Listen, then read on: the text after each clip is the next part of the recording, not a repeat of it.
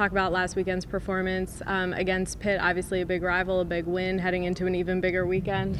Yeah, it wasn't exactly the overall performance that I wanted, but they held in there and they fought really hard, especially coming off some falls on beam. So, to go over the floor and put in a great performance, our best of the year, to hold off Pitt, that was exciting. Well, and just talk about some of the things you think the team learned. What did you notice from that you really wanted to clean up this week before you head to Oklahoma?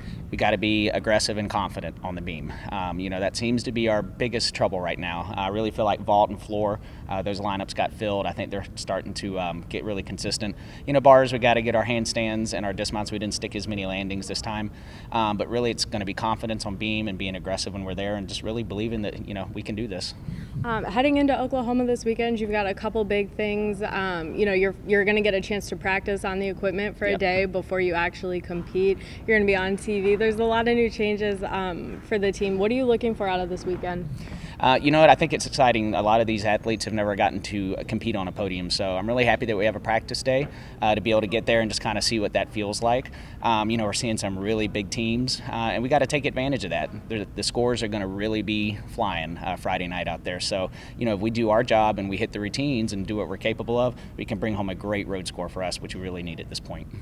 And talk a little bit about some of those challenges, like you said, on podium. And, is there anything different, with being on TV that you have to watch out for, or, kind of explain to the girls?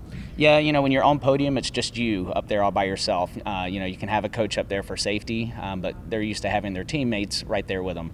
So that's going to be a little bit different. There's also going to be cameras on booms and, lots of things flying around to distract them. But, I think they're pretty used to seeing cameras and having a lot of activity around them at competitions. So I think they're going to be fine with that. We've been practicing this week on how to compete on a podium, so that the first time that they're by themselves isn't there.